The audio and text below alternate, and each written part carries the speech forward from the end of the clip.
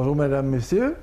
Alors, merci d'être avec nous à l'émission Mosaïque, votre émission culturelle régionale. À la télévision, c'est sur la télé. Alors, aujourd'hui encore, on a le plaisir d'accueillir quelqu'un du monde de la culture, de la création. On reçoit Marie-Claude Daou. Bienvenue, Marie-Claude. Marie-Claude qui est, comment on dit, créatrice... Designer de mode. Créatrice de mode. Oui, OK. créatrice de mode. Ça, c'est ton titre. OK. Oui. Couturière, c'est parce que couturière, ça ne parle pas de création. C'est pour ça qu'on ne dit pas ce terme-là. Oui. OK, voilà. Alors, ben, c'est ça. Puis on a le plaisir aussi de voir un peu tes créations, de voir ton logo, parce qu'il est vraiment, il est amusant. Pourquoi Zo? Marie-Claude Daou, pourquoi Zo? Zo, ben, parce que j'ai parti mon entreprise après mon deuxième congé de maternité. Oui. Mon premier garçon s'appelle Zach, ma fille s'appelle Zoé. Puis Zo, Création Zo, c'était comme mon troisième bébé que je démarrais. Fait que, puis mes enfants, c'était une grande inspiration. Fait que, le Z. Ça comme a parti de là. Tu connais pas Zorglub, toi? Non. Okay. C'est un personnage de Spirou, imagine-toi. Ça date de longtemps. En tout cas, pas grave. Je m'excuse pour la parenthèse étrange. Pas de problème. C'est parce que je suis parfois un zèbre. OK. Bon. Ah! C'est rigolo. Écoute, ben c'est ça. Alors, toi, tu es originaire de la région? Oui, moi, je suis née à Vaudreuil-sur-le-Lac. Okay. Vaudreuil. Oui. OK. Puis qu'est-ce qui t'a amené dans la création vestimentaire? J'ai étudié en design de mode au Collège La Salle à Montréal. OK. Oui, OK, mais pourquoi? Est-ce qu'il y avait quelque chose qui t'a amené là? Quand tu étais plus jeune, tu étais fascinée par les vêtements? Ben non, j'avais... La non, mode, tout ça, non? Même pas? C'était un guess que j'ai pris, moi, au secondaire. Là, je ne savais pas dans quoi je m'en allais, mais je savais que je m'enlignais dans j'avais un profil artistique. OK. Fait que, tu sais, on je savais... dit ça. Ouais, fais un profil artistique. Alors bon, ouais. OK. Choisis maintenant. Choisis. Ouais, mais ça m'angoissait un peu même de devoir choisir, tu sais, dans quoi je voulais m'en aller plus tard. Ouais. Mais finalement, ben c'est ça. J'ai choisi design de mode plutôt que coiffeur. Puis, j'ai vraiment... Tu as une coiffure assez impressionnante. Oui. Tu as déjà un talent dans ça ce frise, hein, mon affaire? Oui, fait que j'ai choisi design de mode. Puis, c'est vraiment les 3 années que j'ai fait à l'école que j'ai découvert c'était quoi exactement la conception d'un vêtement. L'école, c'est l'Institut La Salle, comment ça C'est s'appelle? Collège La Salle. Collège La Salle. Ouais. C'est un collège privé, hein, ça? Oui, c'est pas... privé. OK, Ouais. d'accord, OK. Puis, on a d'excellentes formations professionnelles. Oui, j'ai vraiment aimé ça. Puis, tu sais, on apprend vraiment toutes les étapes d'un vêtement, là, de la création, le dessin, le patronage, le moulage, la confection, jusqu'à la vente. Là, tu sais, on a... Le moulage. Ça, je savais Ouais. pas que ça faisait partie d'un processus de création. Ouais, c'est le ben, moulage sur des... c'est sur un mannequin, sur oui. un On part, on prend une toile là, blanche, là, n'importe quel tissu en fait, qui se rapproche le plus du résultat qu'on veut avoir dépendant du vêtement. Puis, au lieu de tout de suite sortir le patron, ben on travaille en moulage. Fait qu'on vient mouler sur le mannequin avec notre matière, ce qu'on voudrait avoir, tu sais, s'il y a des drapés, s'il y a une encolure. Mais comment tu fais le moulage? C'est même pas du latex dans... Non, c'est vraiment avec le tissu qu'on vient épingler sur le mannequin. Puis là, on trace l'encolure, on trace l'emmanchure. Là, après ça, on enlève les épingles du mannequin. On met ça à plat. Puis là, on est capable de sortir le patron à partir du canevas qu'on a. Ça, c'est vraiment une belle...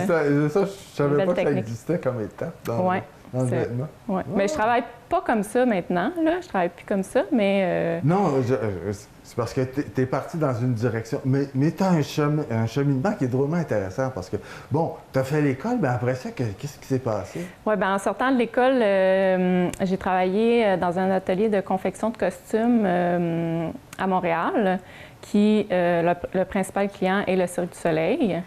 Fait qu'on faisait tous les costumes du cirque, des shows permanents.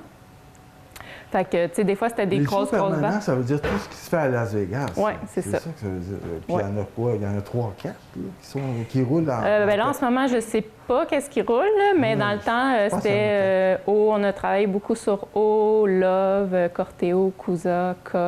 Tu sais, Ça en fait 5. on travaillait quand même beaucoup de shows différents puis de costumes différents. C'est pas vous qui créez Est-ce que Non, on ne faisait pas la création. La création se fait au Cirque du Soleil même, à Montréal. Nous, on faisait vraiment juste la confection. Mais c'est vraiment... À partir des esquisses? À partir des dessins de création? Non, à partir d'une marche à suivre. Fait que quand ça arrivait à l'atelier, là, ça arrivait déjà coupé. Il y avait une coupeuse qui coupait déjà les costumes. Ça arrivait coupé avec une marche à suivre. Puis on pour l'assemblage. Oui, pour l'assemblage. Puis là, on suivait cette marche à suivre-là. Puis, tu sais, j'ai été là pendant 7 ans à l'atelier à Montréal. Fait que au début, tu sais, je faisais beaucoup de la grosse production. Là, tu sais, je débutais là, en couture. Là, j'étais pas super à l'aise. C'est ça? Oui, c'est ça. Puis, mais vers la fin, là, dans les dernières années que j'étais là, bien là, ils me faisaient faire les prototypes. Fait que le premier, on en faisait tout le temps un, puis après ça, on partait à la bâche. Tu sais, on le faisait approuver par le cirque, après ça, on partait à la bâche. Fait que, tu sais, c'est ça. Vers la fin, moi, je faisais l'échantillon. Fait que là, c'était le fun, là, parce que... Mais tu faisais... Ben, c'est ça, parce que les costumes... Bien, il y a des fois qu'on en faisait 50 du même costume, là. Parce que c'était souvent... Ben, ça s'use rapidement, parce qu'ils s'abîment puis ils s'usent rapidement. Oui, quand même. Oui. Ah, OK, c'est ça. 50, je me dis, y a-tu 50 performeurs avec le même costume? Ah, bien, des fois, ils sont beaucoup sur la scène en même temps, là. OK. Mais c'est ça, mais il faut compter sur l'usure, puis sur les accidents, puis tout ça. Ça prend du matériel pour remplacer, c'est ça. C'est des bonnes productions, là. Oui, quand même, oui. Puis ça, c'était l'essentiel du travail du studio avec lequel tu travaillais? Oui, puis, tu sais, j'ai vraiment touché à toutes les matières, là. C'est ça qui est le fun, tu sais, pendant que les années que j'ai été là, j'ai touché autant au veston, au pantalon qu'au maillot stretch, beaucoup de mélange de matières aussi, du perlage, du brillantage. Fait que, tu sais, j'ai vraiment développé plein de choses, là. Oui, la paillette, plein de... Même, il y a des plastiques, non, qui rentrent là-dedans aussi, dans ces costumes-là? Plastique, je n'ai pas travaillé avec des plastiques, non. OK, mais plein de sortes de matières différentes, là. Puis encore, tu sais, ça m'a inspirée parce que aujourd'hui, je travaille beaucoup avec différentes matières, tu sais, puis je mets souvent des matières ensemble qui n'iraient pas nécessairement ensemble, fait que j'imagine que ça m'a inspirée d'une certaine façon. Là, au bout de 7 ans, qu'est-ce qui a fait que tu as quitté le studio, que tu es partie à... Bien, c'est suite au deuxième congé de maternité que j'ai décidé de me partir à temps plein dans mon entreprise. J'avais déjà commencé un petit peu à faire de la confection à mon compte, là, de sacs de marché. Tu sais, dans le temps, les sacs de marché commençaient. Fait que, tu sais, les gens commençaient à apporter leurs sacs là, pour faire acheter leurs fruits et leurs légumes, là. Fait que c'est ça que je faisais. Puis ma sœur travaillait au marché des savoirs à Montréal. Fait qu'elle en vendait un petit peu là-bas. Puis j'avais commencé aussi les marchés là, dans le coin. Là, dans mes premiers, là, je pense qu'il y avait les seigneuriales. Puis je n'avais fait un à Rigaud aussi, à Trice et Rédempteur. Bien, seigneurial, ça veut dire que tu faisais des costumes d'époque ou des trucs? Non. Non, il y a toujours eu des artisans au seigneurial. Moi, je me rappelle, c'est ça, de vêtements d'époque. Je pense à Joanne Ducharme qui faisait à l'époque. Puis après ça, il y a Tina Sauveterre qui en a fait pendant un moment aussi. Oui, mais il y avait aussi l'allée des artisans. Oui. Puis moi, j'étais là-dedans. Fait que, tu sais, j'ai commencé comme ça. Puis c'est là que j'ai vu l'intérêt des gens aussi envers mes créations. Fait que c'est ça, je me suis lancée à 100 là-dedans, temps plein, après mon deuxième congé de maternité. OK. Donc, aujourd'hui, tu as une boutique? Oui, présentement, je suis sur la principale à Coteau-du-Lac, juste en face du pavillon Wilson. Fait que les gens, c'est un atelier boutique. Fait que les gens peuvent venir directement à l'atelier. Avec vitrine sur la rue? Non, je suis au deuxième. Au deuxième? Au deuxième de la crèmerie. OK, qui est c'est juste parfait, ouais. ça aide tout le monde à te repérer. Oui, parce que les gens cherchent tout le temps un peu quand ils arrivent. Je suis quand même identifiée à l'extérieur, là, mais ouais, ils peuvent rentrer par en avant par la Création Zoo. Création Zoo, c'est ça. OK. Zoo. Bon, C'est facile à retenir, Zoo. Non. Je voulais quelque chose de court pour ça. Ouais. Puis, c'est ça. Alors, aujourd'hui, c'est quoi ton... Parce que là, je vois qu'il y a de la récupération, j'ai l'impression, de l'assemblage, récupération. Comment tu fonctionnes quand tu crées? À partir de quoi? Bien, c'est ça. J'ai commencé dans l'accessoire, là, vraiment accessoire de mode. Puis là, tranquillement... comme les tucs, les tucs, foulards, je faisais des sacs. Ouais. Oui. Puis là, c'est ça, depuis 3 ans à peu près, je m'enligne vraiment plus dans la transformation de vêtements, le upcycling que j'aime appeler. C'est du surcyclage, dans le fond, c'est de la transformation vers le haut. Oui, mais ça, c'est super, c'est génial. C'est dans l'air du temps. Puis, oui, vraiment. Puis, tu sais, on a tellement de vêtements dans nos garde-robes. Puis, tu sais, je me rends compte que dans le fond, on porte tout le temps la même chose. On finit tout le temps par porter ce dans quoi on est bien, ce dans quoi...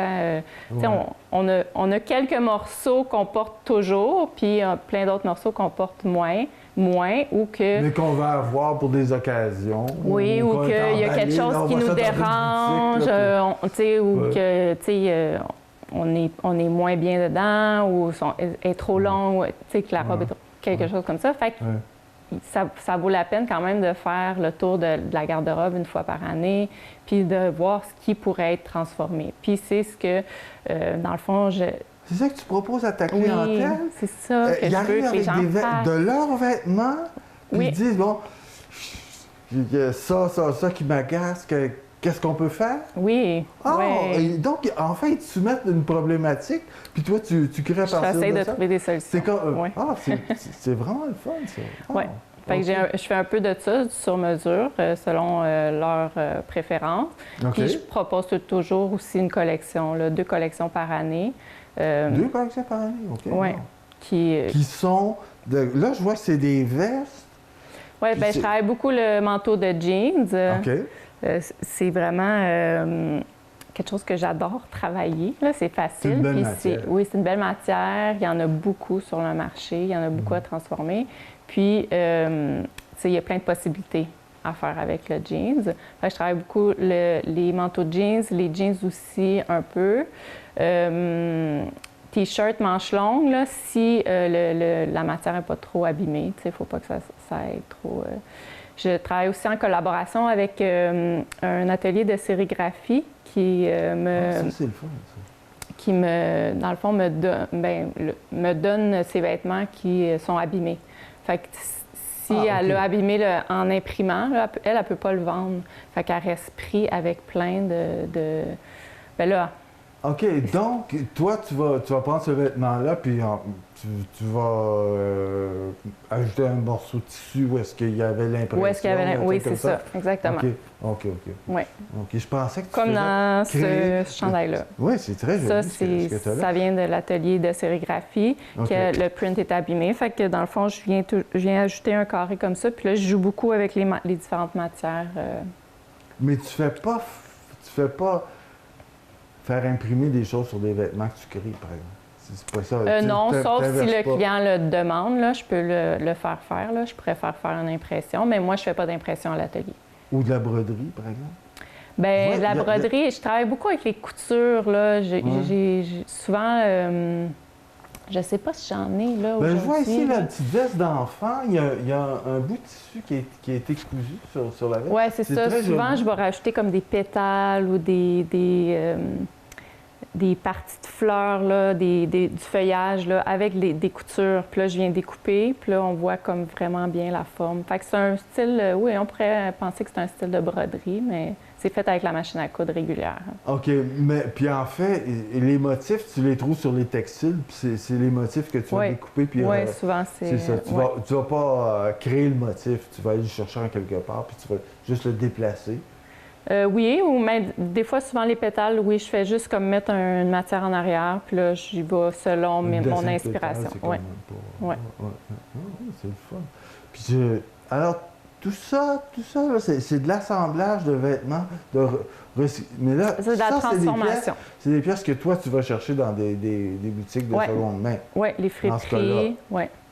Il y a des gens, beaucoup aussi, m'en apportent à l'atelier.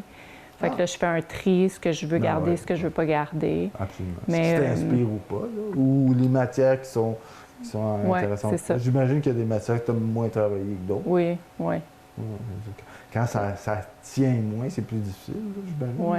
Tout ce qui est très mince, ce qui s'effiloche beaucoup, c'est moins agréable. Là. Ouais. Mais tout ce qui est stretch, le jean, c'est merveilleux à travailler. Puis, est-ce que tu privilégies, par exemple, le coton ou les matériaux, disons, non synthétiques, là?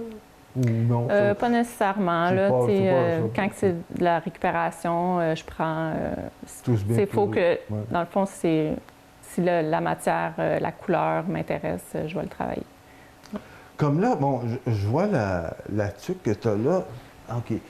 En fait, tu es venu ajouter ça. C'est un tissu qui n'était pas spécifiquement pour une tuque. Ça, c'est de la matière.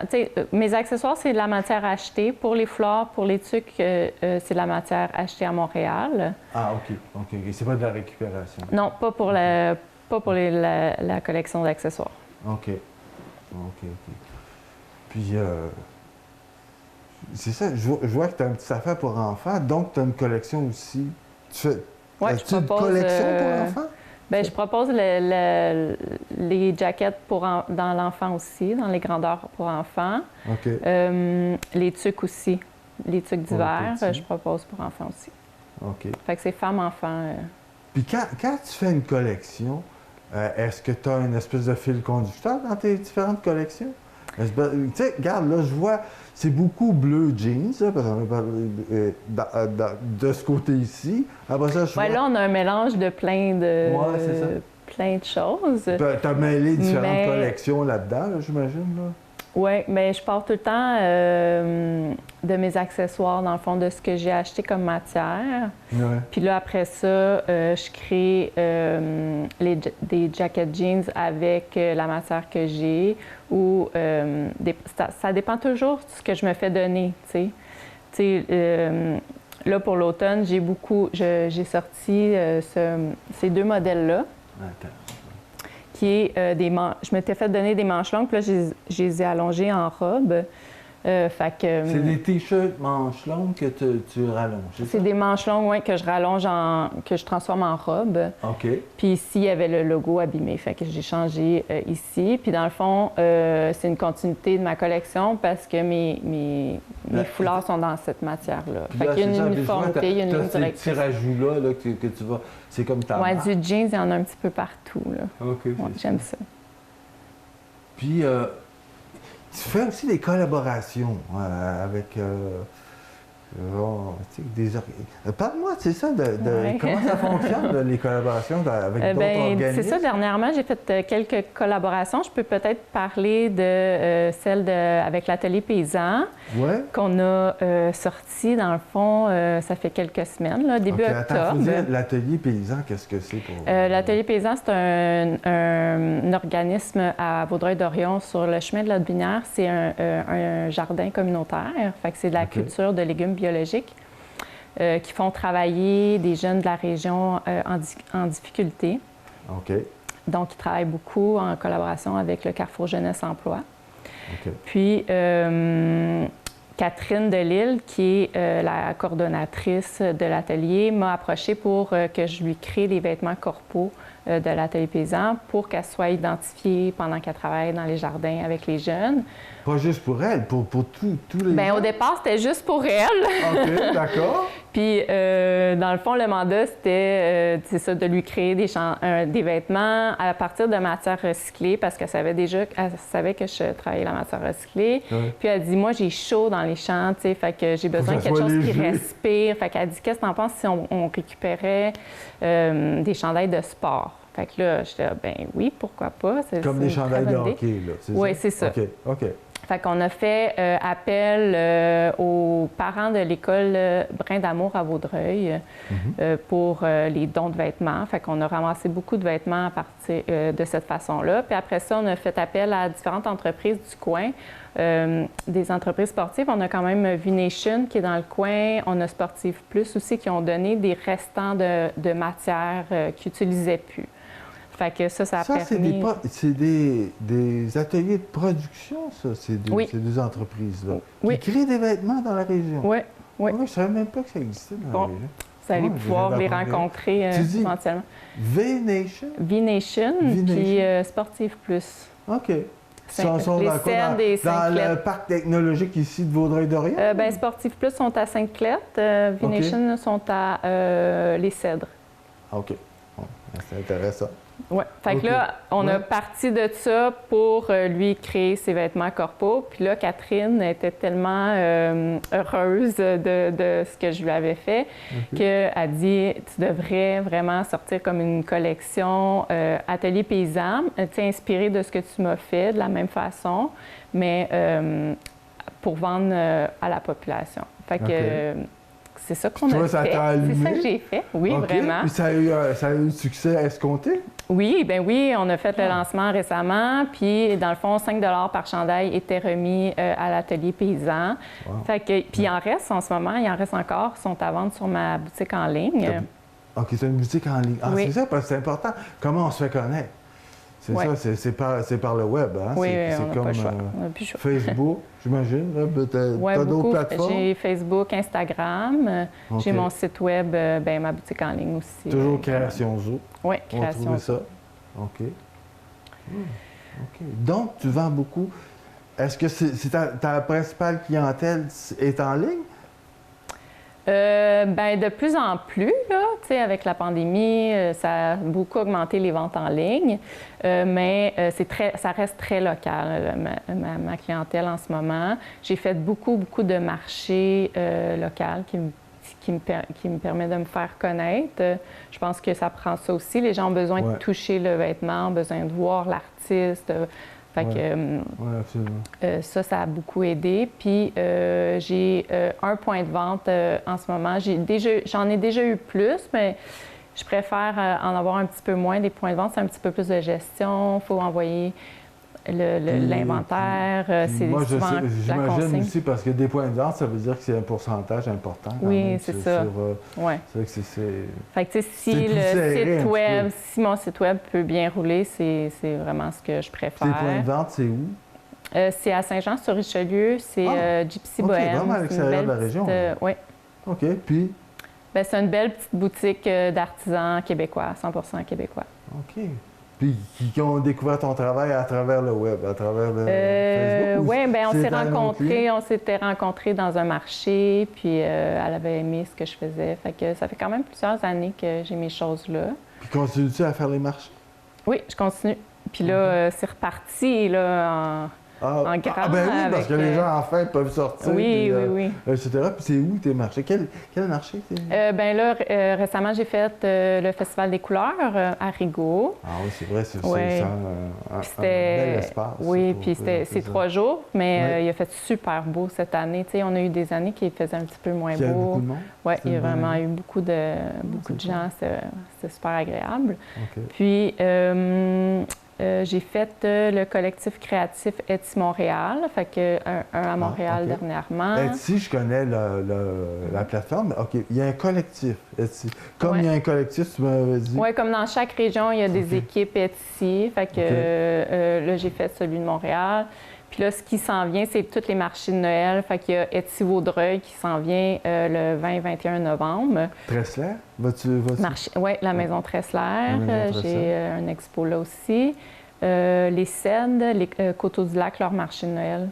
Fait que j'ai fait presque tout là, dans le coin. C'est la haute saison pour toi, le temps des fêtes? Oui, c'est ma grosse saison. C'est ma plus grosse période. L'été, c'est un petit peu plus tranquille, mais... le Salon des métiers d'art à Montréal, non? Est-ce que c'est quelque chose que tu as déjà entrevu? Bien, j'y ai déjà pensé, mais c'est tellement prenant, là. Là, je pense que c'est un peu plus court, là, présentement, mais je pense que c'était comme un mois presque, ou 3 semaines en tout cas, sûr, là. Fait que, tu sais, c'est beaucoup de... Puis c'est un gros investissement de temps, d'énergie, oui, de aussi. sous, tout ça. Puis il faut que ça... Puis pendant que je suis là, bien, il n'y a personne qui coud dans l'atelier, fait que...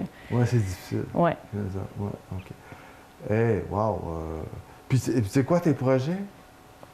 Mes projets à venir? Bien, c'est vraiment de pousser la transformation de vêtements, puis de vraiment que les gens me connaissent par rapport à ça, puis de plus en plus changent leur mode de consommation. Qui aillent vers le vêtement recyclé. Hein, mais il faut les sensibiliser à ça. Faut en parler, en tout cas, tu fais des belles propositions. Donc, Création as-tu un site où il faut passer par Facebook?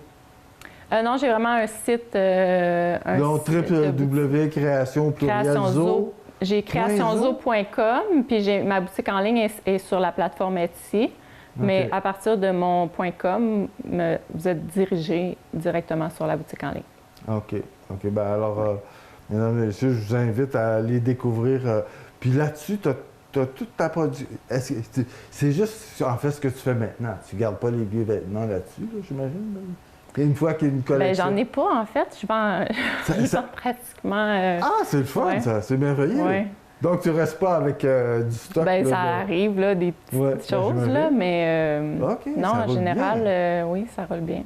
Oh, c'est merveilleux. Alors, mesdames et messieurs, il faut se dire... C'est vraiment... C'est des pièces uniques. Fait que, tu sais, quand quelqu'un a un coup de cœur, il faut l'acheter parce que c'est vrai que c'est des pièces uniques. Oui, mais toutes les jacket jeans, c'est des pièces uniques, là. Fait que... Donc, quand on achète chez toi, il n'y a personne d'autre qui va avoir le même vêtement. Non, c'est ça. C'est vraiment c'est le fun, ça. OK. Hey, Claude, je te remercie. C'était vraiment... On a à peine vu, là, mais allez sur la boutique Création Zo. Merci à toi d'avoir été... ça me fait plaisir. Passé un beau moment avec nous. On a découvert vraiment une artiste de talent. Alors, mesdames et messieurs, je vous remercie beaucoup. Encore une fois, c'est une belle rencontre qu'on a faite ensemble. Alors, je vous invite à nous revenir la semaine prochaine. Au plaisir. Au revoir. Pauline, ça a bien été? Oui.